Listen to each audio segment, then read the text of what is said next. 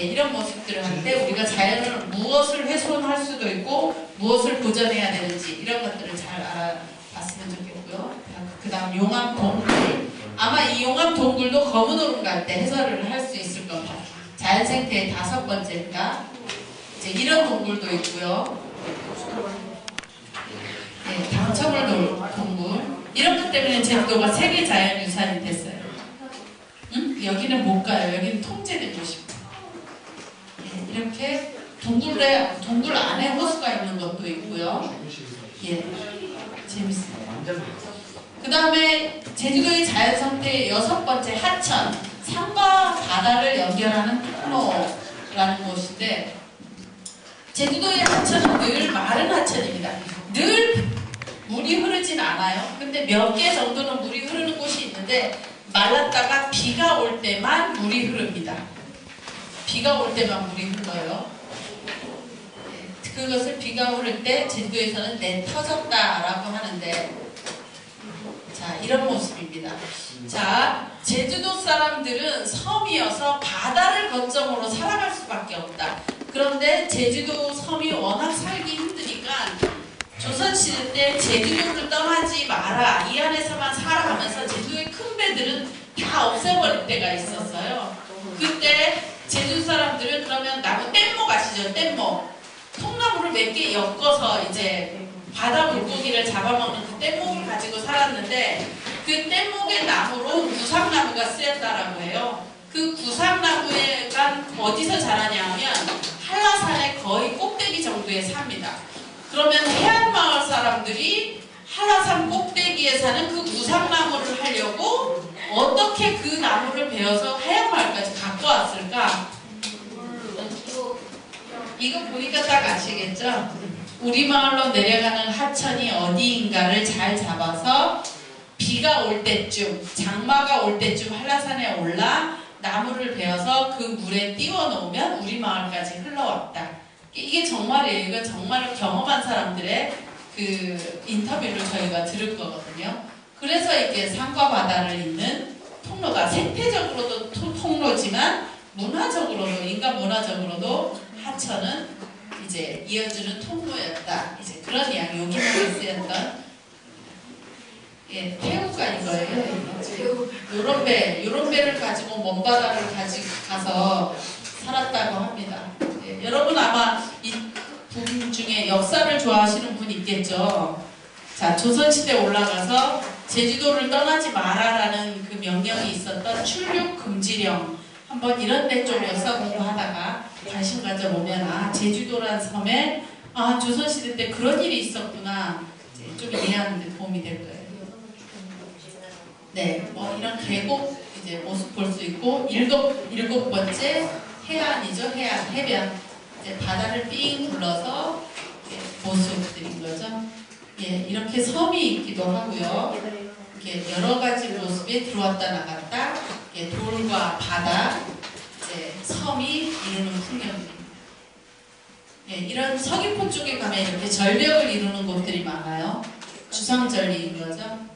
예, 성산 지역에 이게 바다와 예, 섬 그리고 그 사구 이런 아름다운 모습들을 볼 수 있어요.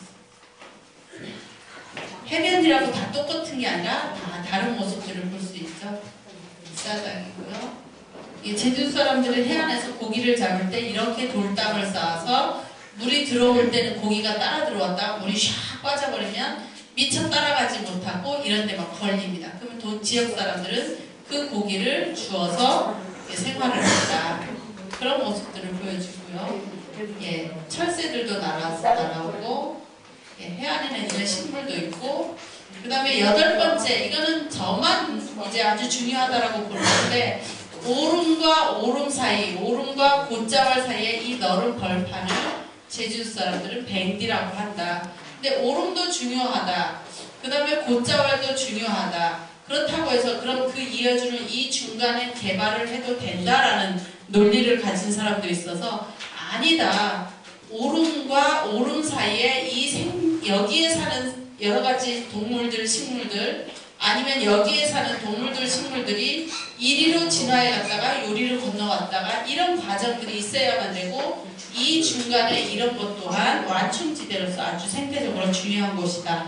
이제 이런 의미들을 하려고 이제 완충지역이라는 것을 통해서 여러분한테 말씀드립니다. 이런 것을 이렇게 파괴하는 경우가 굉장히 많은데 이런 것도 중요하다라는 거. 제주도에 이런 밭당 이런 모습은 앞으로 흔히 보시게 될 겁니다. 3일 동안 탑을 쌓았다는 얘기. 제주도는 바람이 많아서 이렇게 해안가에 있는 마을은 늘 이렇게 휘어져 있다라는 이런 모습들을 여러분한테. 제주도 올레 유명한 거 아시죠? 올레. 올레 아시죠? 올레. 제주도에 올레가 뭔지 궁금하지 않으셨어요? 올레! 뭐 감탄사라고 하는 사람 올레가 뭐냐? 제주도에 원래 올레라는 것은 올레라는 것은 이게 개인의 집이죠. 개인의 집. 개인의 집이 여기가 마당이에요. 이 돌담 안에 여기가 이렇게 마당인데 이 마당에서부터 이렇게 S자로 이렇게 걸어 나오면 여기는 그 마을 공공의 도로입니다. 마을 공통으로 쓰는 자동차도 다닐 수 있을 정도의 넓은 도로. 그러면 좀 넓은 마을의 공공의 도로에서 한 개인의 집으로 들어가는 이 S자형 요 짧은 입구 이것을 제주도에서는 올레라고 한다. 네. 제주어 한번 해드릴까요? 네. 자, 저녁 때쯤 할머니가 여러분 보고 야, 저 올레 뵙겠디 나간 거라 아방 왕신가 어떤 임신가 뭔 말이게요? 원래 기다려요. 엄마는 아닌데 아방 왕신가 아빠 아빠 오시는지. 야, 우리 친구들은 눈치가 백단이다. 맞아요. 저 올레 밖에 나가서 기다려봐라. 아버지 오시는지 이게 할머니가 시키는 겁니다. 근데 그러면 제주도의 올레는 이렇게 일자로 내면 돌담도 쌓기 쉽고 걸어가기도 쉽고 yor라 좋을 것 같은데 왜 이렇게 숫자에 못 쌓았어? 바람 때문에. 경사? 바람 때문에. 바람 때문에. 맞아요. 자, 바람이 직동 쉥 불었을 때 이게 날아갑니다. 제주도 바람 많잖아요. 제주도 진짜 칼바람이에요. 일자로 쉥 갔을 때 진짜 지붕이 날아갑니다. 근데 바람이 쉥 가려고 부딪혀. 한 번 부서져. 다시 돌아가야겠다. 쉥 가려고 했는데 또 한 번 부딪혀. 쉥 부딪히며 갔을 때 마당에 다다를 때쯤에는 아주 온화한 바람만 남아있다라고 합니다. 그러려고 일부러 이렇게 S자형으로 했대요. 그러면 제주도의 돌담 아까 일직선이었어요? 아니죠. 이렇게 S자였죠. 그렇게 된 이유도 뭐 때문인지 아시겠죠? 우리 친구들. 야, 선생님 안 붙어도 되겠다. 우리 친구들 따로 다닙시다. 저희 떼고. 너무 잘하시는 것 같아요. 그런 바람과 돌의 돌담의 역학관계들이 있는 거예요. 자, 여자가 많은 섬 거대 여신 설문대 할망. 이제 이거는 조각한 모습인데요. 아까 이야기를 드렸기 때문에 넘어가겠습니다. 아까는 돌 많은 섬, 그 다음에 여자 많은 섬, 이렇게 설문대 할망 신화 이야기. 바람 많은 섬 해서 아까 이렇게 보여드렸죠. 제주도는 1950m의 한라산의 고도에 따라서 생물 분포가 굉장히 다양한 지역입니다. 이제 그런 것 때문에 제주도가 세계 자연유산이 될 수 있는 곳이고요. 생물권 보전 지역으로 지정되어 있는 그런 어떤 아주 중요한 자연자원이 중요한 곳입니다. 얼마 전에 지질공원이라는 것도 있죠. 근데 제주도에서 이런 어떤 생태적인 것만 중요한 게 아니라 그러면 그 생태 자원들과 어울려 살았던 사람들의 이야기 이런 어떤 것도 아주 중요한데 제주도 말 중에 바다에서 배 트거나 집안에 들이면 그 집안 망한다 이런 말이 있습니다. 이게 뭔 말이냐 하면 그 바다에서 배가 파손돼서 나무들이 둥둥 떠다닐 수 있잖아요. 그 나무를 나무 귀한 데에서 사람들이 다 들고 와가지고 그걸 불로 떼버리면 바다에 공급될 유기물이 사실은 있어야 바다도 살잖아요. 그런데 그런 것들이 다 사라져버리면 바다의 생명들이 먹을 게 없어진다. 그래서 바다에 그 먹이를 공급하기 위해서 나무를 들여오지 말라란 말을 오히려 이렇게 살짝 공포심을 조장하면서 하지 못하도록 한 거죠. 아까 산과 바다를 이어주는 생태 통로라는 하천 이야기도 어쩌면 산에 있는 유기물들이 저 하천을 통해서 바다로 흘러들어야 바다의 플랑크톤이 풍부해지고 생명들이 커지고 이제 이런 이야기들을 하는 거예요. 그 다음 제주도에서는 뱀 손가락으로 가리키면 손 썩어본다 이런 말이 있습니다. 선생님 어렸을 때도 이런 말이 있어서 사실 그 뱀 딱 보이면 우리는 손부터 뒤로 딱 감췄어요. 손 썩어버릴까봐. 왜 뱀 보이면 막 이렇게 손가락질 하기도 하고 돌 던지기도 하잖아요. 그러지 말라라는 걸 이런 말을 만들어서 이렇게 뱀을 함부로 하지 못하게끔 일부러 한 것입니다. 뱀에도 생명이 있고 그걸 존중해야 된다는 걸 이야기 속에 이렇게 만들어 놓은 거예요. 이런 어떤 소중한 자원들 그리고 그 안에 깃들어 사는 생명들을 우리가 존중하기 위해서 생활 속에서 실천 하나를 해야 되는데 이게 뭐예요? 갈치조림. 갈치조림인데요. 이 그림을 놓고 우리는 생각을 한번 해야 된다. 이 갈치가 도대체 어디에서 왔을까? 그리고 어떤 방법으로 잡혔을까? 싹쓸이 방법으로 잡혔으면 우리 그거는 선택할 때 뭔가 한 번은 생각해야 된다. 그리고 이 갈치가 내가 이렇게 먹을 수 있을 만큼 아주 풍부한 것인가? 라는 의문들을 던져야 된다는 거예요. 자연을 쭉 이야기하면서 어떤 것보다 이 세 가지를 우리 마음에 이제 가질 수 있다면 제주도 여행은 여러분 아주 성공한 겁니다.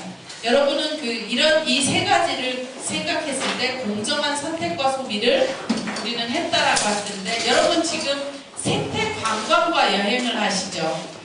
생태 관광이 뭐냐면 지역의 자연 환경을 살리고 지역 주민들한테 도움을 주는 소비를 하면서 나는 지역의 모든 것을 존중한다. 이런 의미거든요. 여러분 아주 훌륭한 여행자예요. 내일 모레 또 그런 이야기를 하겠고요.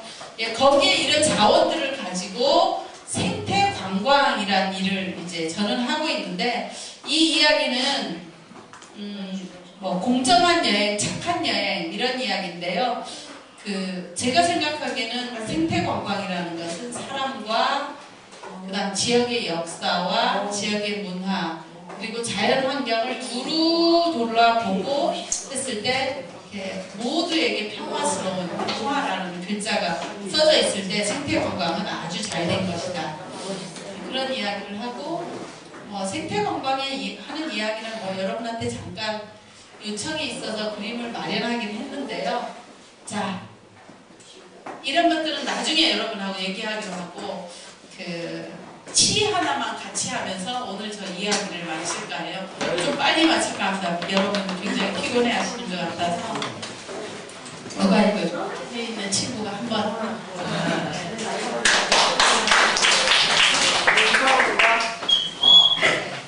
나 하나 꽃피어 피어보고서 나 하나 꽃피어 풀밭이 달라지는 모습을 말하지 너가 꽃피고 나가 피고 결국 풀밭이 온통 꽃밭이 되는 것이 아니겠느냐 나 하나 물들 화산이 달라지는 영혼도 말하지 말아라 내가 물들고 너도 물들면 결국은 우산이나 상황이 되느니라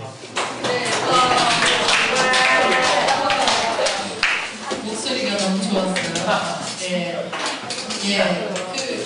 나 하나가 플라포기한테 사랑한다고 말한다고 해서 세상이 달라지겠어 이러지 말고 내가 어느 플라포기에 걔 사랑한다고 말할 수 있고 내 친구도 또 그렇게 되고 하다 보면 정말로 어느 날 지구는 안전하고 평화로울 수 있을 것이다 그런 것 같아요. 어쨌든 여러분